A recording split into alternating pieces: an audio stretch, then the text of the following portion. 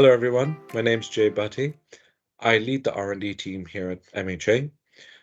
Following the Chancellor's autumn statement announcement on the 17th of November, there have been some key changes announced to R&D Tax Relief Schemes, and I thought I'd summarize these for you and talk about the potential impact that this can have and how you can prepare.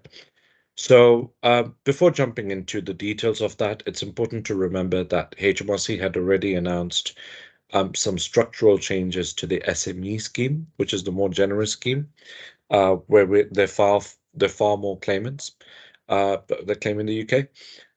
And those included the limitation of international subcontracting. And these changes kick in from the 1st of April 2023. Yeah. And the second aspect is the inclusion of cloud computing costs and acquisition of data. So that one's a positive. And the third one is if a company has never claimed before, then a senior officer needs to provide notification to HMRC within 6 months of the year end of the intention to claim. Again, we're not sure of the details of the administration of that, but we are in conversation with HMRC. So those are the changes that were announced before from spring. They've been grandfathered into of the finance bill and they remain unchanged. So we expect that to come into force from next year, 1st of April. The changes that were announced on the 17th of November included essentially a reduction in the enhancement rate available in the SME scheme. So currently in the SME scheme, you have an enhancement rate of 130%. So if you've got £1,000 of qualifying expenditure in R&D, it gets enhanced to £1,300, and then that acts as a deduction against taxable profits. Or if you're loss making, it deepens your losses, and you can either move those into adjacent periods for tax relief, or you can choose to surrender that at a rate of 14.5% for cash. Roughly speaking, if your profits are much higher than your qualifying spend, your benefit is 25p to the pound. If your losses are much higher than your R&D spend, your benefit is about 33p to the pound. And if you're break even, you're around 18 to 19p per pound. In parallel to the SME scheme, you have primarily aimed at large companies, although some SMEs also claim within the scheme, the R&D expenditure credit, or popularly known as RDEC, and that's a straight up credit that companies receive. So out of £1,000 at 13%, you get £130 as a deduction against tax liabilities. If you're loss making, then the 130 gets paid back to you as a cash credit. However, that is tax liable. So your effective benefit ends up being around, I would say, £105. So that's a kind of a summary of what the schemes look like currently in terms of the benefit rates involved. Before jumping into the changes, just to add a bit of context, HMRC have always received feedback from the majority of the industry to say the rules around the nuances and rules around the SME schemes and RDEC schemes are complex, they're convoluted, and a simpler claim mechanism is required that is universal. And the Chancellor has rather cheekily packaged it that way. The government have come along and said, oh, we want towards simplifying the SME schemes and RDEC schemes being the same in the future, we are reducing the SME benefit. So what they've done is that 130% enhanced deduction rate in the SME scheme has been slashed to 86%.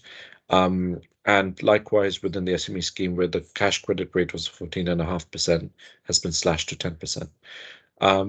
Again, this has been done in the guise to simplify and unify both schemes. But personally, most of the industry and experts agree it's essentially a measure for the government to reduce spending drastically.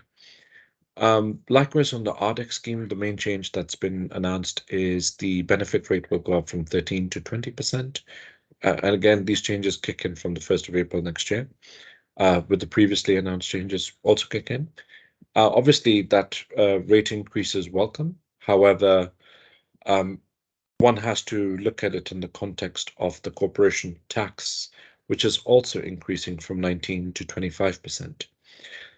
So generally, we are seeing a reduction in the SME scheme being in its rate of benefit, and the large company scheme is becoming more generous. There has been commentary around the industry. There's a general feeling amongst the R&D community that this autumn statement has been very anti-entrepreneur. We all knew that the government was trying to slash funding and spending. However, it doesn't make sense when in the same autumn statement, a chancellor saying the UK is now in recession, and because of that, we must reduce spending. And in order to reduce spending, we must slash the main mechanism that is keeping really high growth companies here. Because the only way out of a recession is growth. And the thing that encourages growth is innovation. And the thing that encourages innovation is the ability for people to take risks, technical and financial risks, and the ability to take financial risks was cushioned by the SME scheme and its generosity. By reducing it so drastically, we expect the pharma and the tech industries to be particularly hard hit.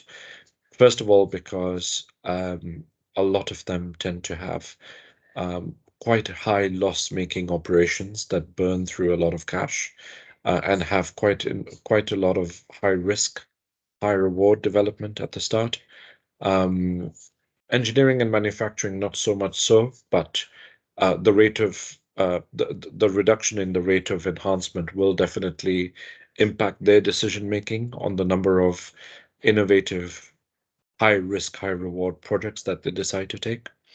So it is a contradictory autumn statement.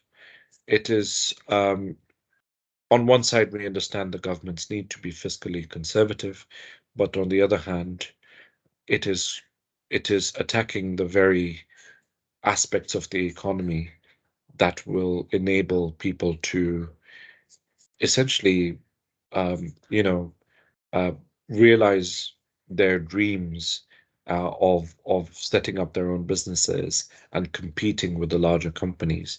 Larger corporates will be happy at the news.